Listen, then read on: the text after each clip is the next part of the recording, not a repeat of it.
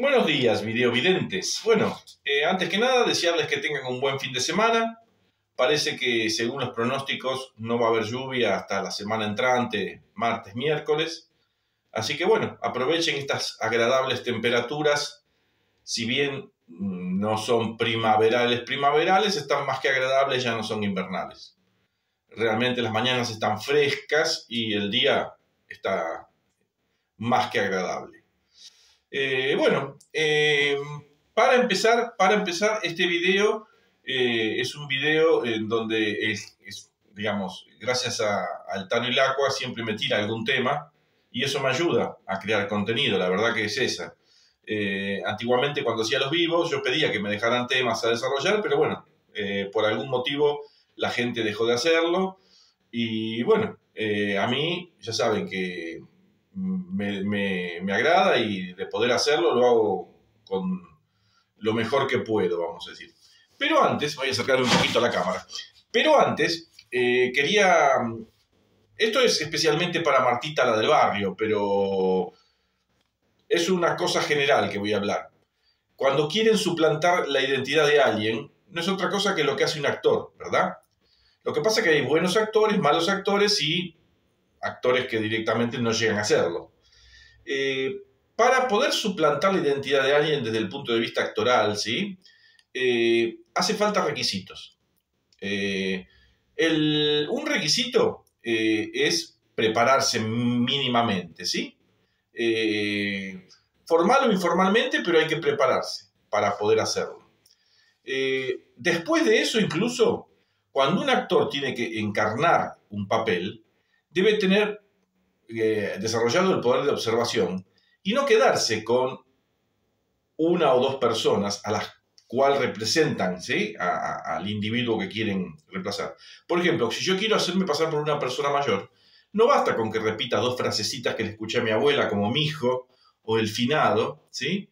Porque hay un montón de otras cosas que me delatan que no tengo esa edad, ¿sí? Que no es anacrónico la manera de hablar, las cosas, las vivencias. Entonces, un actor, para poder encarnar, ya sea, digamos, un individuo distinto a él, ya sea en edad, en vivencias, debe tener contacto, debe observar a varios individuos a los cuales desea imitar, por decir así, ¿sí? Y no quedarse con dos o tres latiguillos que son ridículos. Es decir, con eso no hacen nada más que, digamos, quedar en evidencia.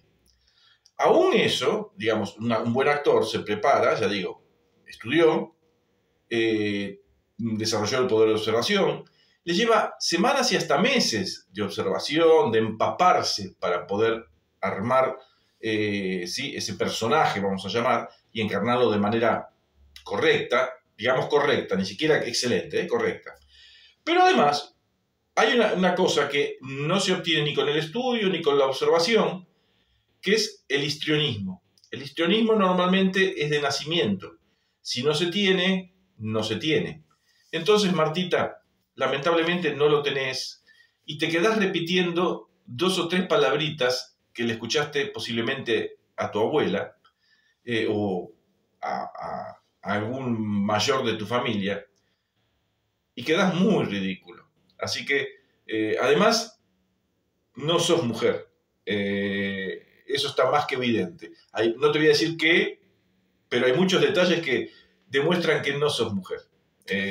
Así que no te sigas esforzando en hablar pavadas, porque lo único que hace es producir, digamos, en el que lee tus comentarios, una risa o una sonrisa y un pobre tipo, ¿qué le estará pasando a este para dedicarse a hacer esto, ¿no? Listo, eso terminado.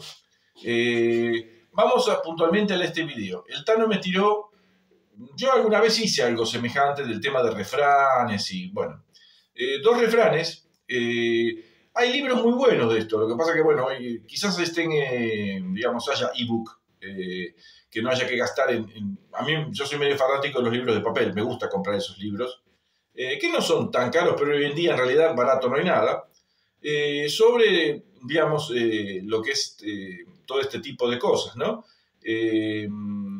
para entender esos refranes, cuál es el origen, qué quieren decir realmente, las distintas versiones que hay en los distintos países. Hay algunos refranes que aquí no los entenderíamos nunca porque son muy locales, ¿sí? Bueno, al margen. Pero básicamente el Tano me tiró dos refranes. Vamos al primero de ellos. Me dijo, el primero es el clásico: cuando hay hambre, no hay pan duro. ¿Qué es lo que se entiende por esto? Básicamente, ¿sí? Básicamente es que cuando uno realmente tiene una necesidad, ¿sí?, no se fija en detalles. Eso sería pasado en limpio. Ahora, ¿de dónde viene esta? Es una metáfora, ¿sí?, en realidad. Cuando el hambre, gracias a Dios, pocos de nosotros, seguramente los que están del otro lado, por su nivel y todo, ha pasado realmente hambre. Obviamente que puedo equivocarme, alguna excepción habrá, que quizás haya tenido una etapa de su vida donde realmente pasó hambre. El hambre es una alarma fisiológica, una alarma que nos da el cuerpo, que nos está diciendo que están sucediendo ciertas cosas en nuestro organismo, que necesitamos ingerir alimento. El alimento no es otra cosa que combustible, lo que nos va a dar la energía para seguir vivos, ¿sí?, a nuestras células y a nosotros, obviamente, como individuos, porque esas células, al fin y al cabo, integran nuestro organismo, ¿no? Suceden muchos procesos metabólicos que se llaman en el organismo, pero lo primero que sucede es que nuestro sistema digestivo, que es el que va a recibir el alimento para procesarlo, tiene como un reloj biológico, vamos a decir. Nosotros lo acostumbramos a que recibe periódicamente alimentos a determinada hora, ¿sí? Entonces como que ya se prepara, aunque no lo crean, más o menos. Hay gente que almuerza a las 3 de la tarde y otros que almuerzan a las 11 de la mañana, ¿sí? Bueno, el organismo de esas personas ya están preparados para recibir alimento unos minutos antes, y cuando nos salteamos, por lo que sea, ese horario, ya ahí empieza a haber se prende una alarma que nos dice, hay que comer, hay que comer, hay que comer. Pero eso no es hambre todavía, ¿sí? No llegamos a tener realmente hambre. Hambre es cuando en el cuerpo empiezan a haber carencias, ¿sí?, de energía. Baja lo que se llama el azúcar en la sangre, es decir, la glucemia. Y nuestro cuerpo necesita obtener energía. Si no le damos combustible, vamos a decir, es decir, alimento, lo empieza a tomar de las reservas que tenemos, si es que tenemos reservas, pero siempre de algún lado hay para sacar. La primera que se utiliza es la grasa corporal. La gente muy, muy flaca, o caquéctica, que se llama, es decir, cuando es gente que ha pasado hambre durante muchísimo tiempo, ya se queda sin reserva corporal. Entonces empieza a alimentarse de ¿qué? ¿Qué es lo que nos queda? El músculo. Y ahí entonces empieza a aparecer los huesos, digamos, por eso es el piel y hueso que le dice la gente, porque realmente se empiezan a consumir las masas musculares para obtener esa energía, ¿sí?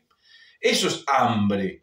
Bueno, cuando uno realmente tiene hambre, come cualquier cosa, ¿sí?, para saciar ese instinto, esa necesidad.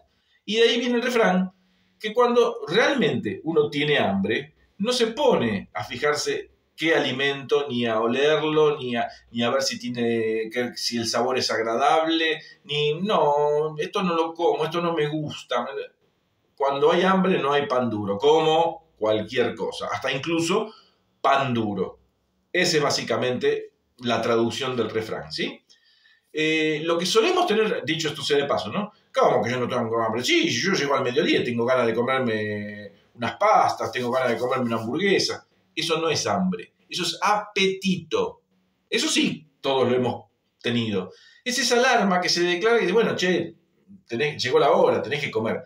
Pero no es que nuestro cuerpo está, digamos, con alarmas prendidas digamos, quedándonos sin combustible, ¿sí? En la reserva, vamos a decir que el tanque está vacío y estamos por quedarnos sin combustible, ¿sí? Tenemos apetito. Y apetito, de ahí viene la palabra apetecer, me apetece. Apetecer es querer comer, pero algo en especial, ¿sí? Me apetece hoy un guisito, ¿sí? No, mejor me voy a comer una pizza. Cuando tenés hambre, comés lo que te ponen adelante, ¿sí?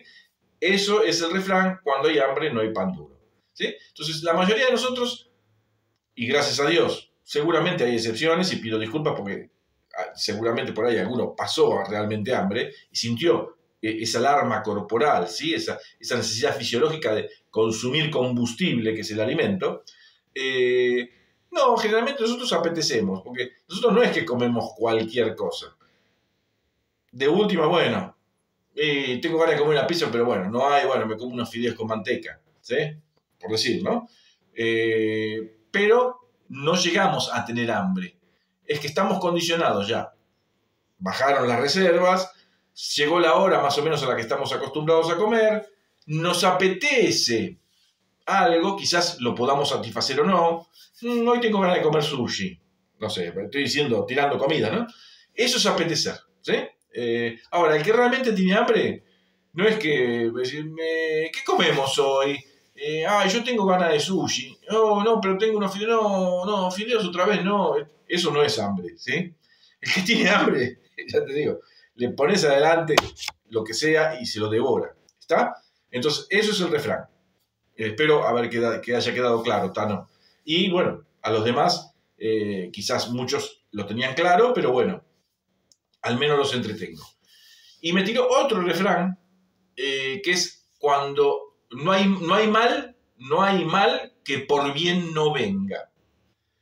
Bueno, este quizás para mí está un poco menos claro, es un poquito más rebuscado, hay que pensarlo más. Pero básicamente, lo que quiere decir que aún las cosas malas nos dejan enseñanzas, nos dejan cosas positivas, si sabemos verlo, ¿sí? Si solo nos quedamos con lo negativo. Entonces, muchas veces, por ejemplo, cuando cometemos un error, ¿sí? Espero que no sea grave, pero aún en los graves, eso nos deja una enseñanza. Nos enseña lo que no tenemos que hacer, ¿sí? Incluso podemos ir un paso más allá. Aprendemos también cómo hacerlo de manera correcta, ¿tá? Entonces, hubo un mal, yo me mandé una macana, pero con eso tuve algo positivo, que es que no voy a volver a cometer ese error, porque ya me di cuenta que si hago eso cometo un error, y además incluso puede haber un plus. Puede que yo haya aprendido a cómo hacerlo correctamente. ¿Queda claro?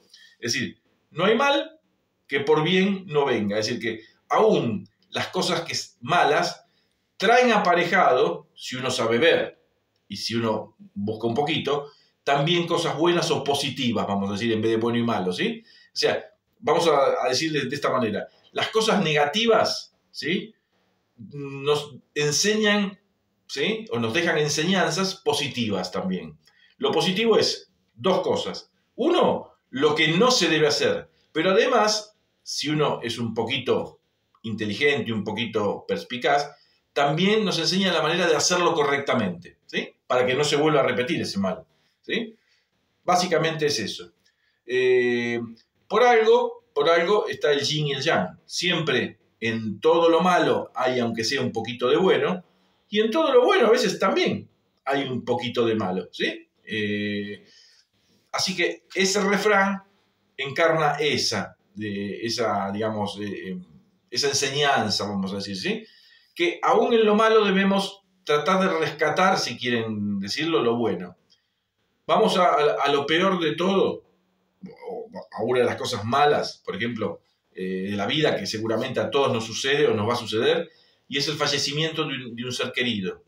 Todos sabemos que eso va a ocurrir, ¿sí? Lo negamos, no lo queremos ver, está muy lejano, pero cuando sucede, eso es malo, ¿verdad? Pero eso nos deja ciertas enseñanzas, ¿sí?